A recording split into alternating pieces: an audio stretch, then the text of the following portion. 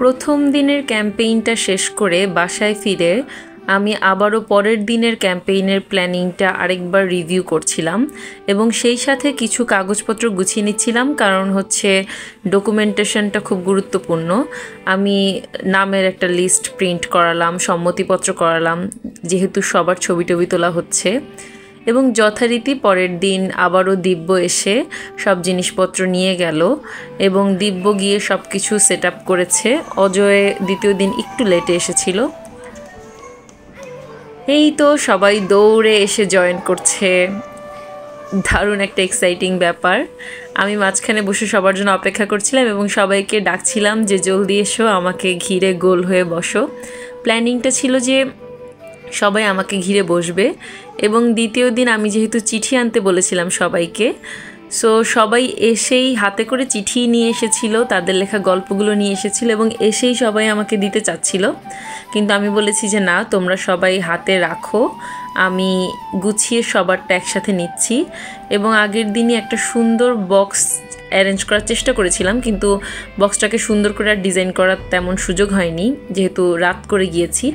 তো এই বক্সটাতেই সবাইকে বলেছি যে তোমাদের কাগজগুলো জমা দাও, চিঠিগুলো জমা দাও এবং যারা যারা নাম লিখতে ভুলে গিয়েছিল তাদেরকে নাম লিখে দিতে বললাম। সবাই নাম লিখেছে কিনা জানতে চাইলাম। সবাই আরেকবার চেক করে নিয়ে তাদের নামগুলো লিখে দিচ্ছে, কারণ যেহেতু আমি চিঠিগুলো আবারও পড়ব এবং চিঠিগুলো ডকুমেন্টেড ওয়েতে থাকবে, চিঠিগুলো নিয়ে গল্প বলবো, ওদের গল্পে চিঠিগুলো পড়া হবে, সো সবার নাম থাকাটা খুবই জরুরি।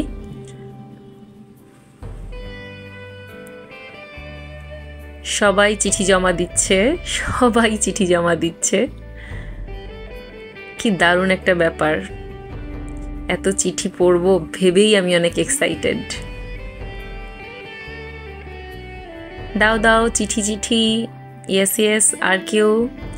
চিঠি সবার দেয়া শেষ? হ্যাঁ, এই তো সবার চিঠি পেয়ে গেলাম।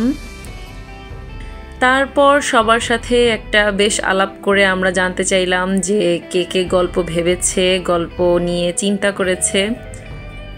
এই ফাঁকে একটু বলে রাখি, তোমরা যদি এই মুহূর্তে ভিডিওটা শুনে থাকো, অবশ্যই বাসায় সানডে সাসপেন্স সার্চ দিয়ে শুনতে পারো।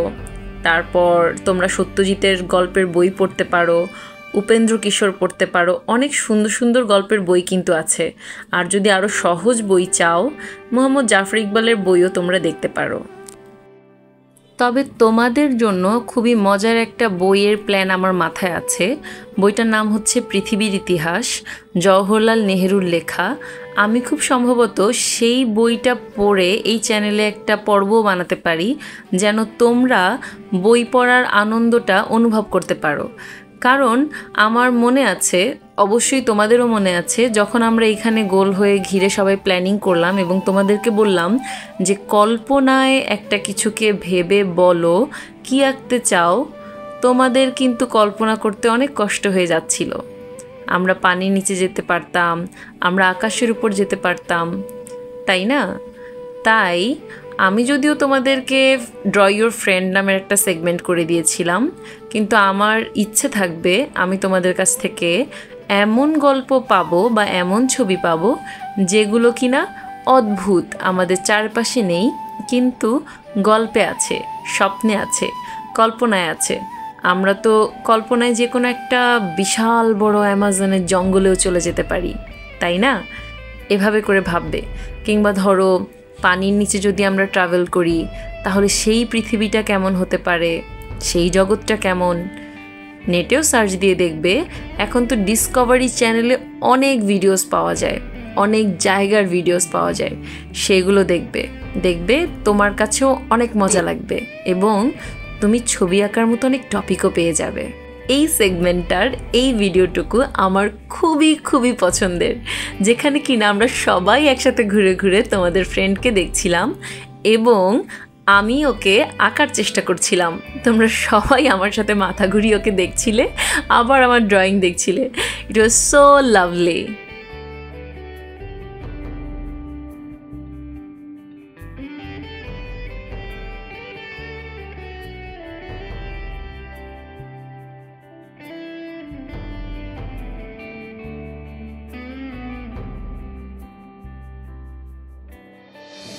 এবার তোমরাও এলে।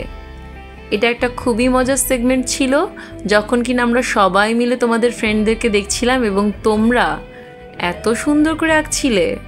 ওয়াও!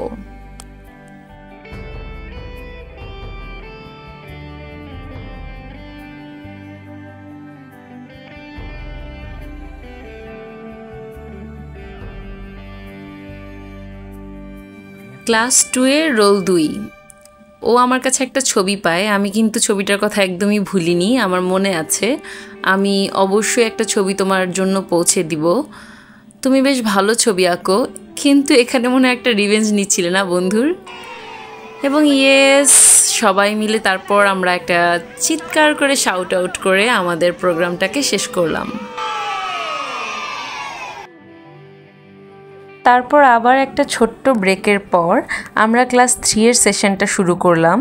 ক্লাস 3 এর সাথে সেশনটাতে একটু ভিন্ন রকম একটা ব্যাপার করেছিলাম। সেটা হচ্ছে আমরা 5টা গ্রুপ করেছিলাম আলাদা করে, এবং প্রত্যেকটা গ্রুপকে আমি একটা ফ্রগম্যান এঁকে দিয়েছিলাম। বলেছিলাম যে এই ফ্রগম্যানকে ঘিরে তোমাদের গল্পগুলো যেন তোমরা ডেভেলপ করো, এবং এক একটা গ্রুপ এক এক রকম গল্প তৈরি করতে পারবে, সেটা ছবির মাধ্যমে প্রকাশ করতে হবে। তোমরা কাজ তো ভালোই করেছিলে, কিন্তু তোমাদের মনে আছে তো শেষ পর্যন্ত কিন্তু তাদেরকেই আমি আমার ড্রয়িং উপহার দিয়েছিলাম যারা মিলেমিশে কাজটা করেছিল।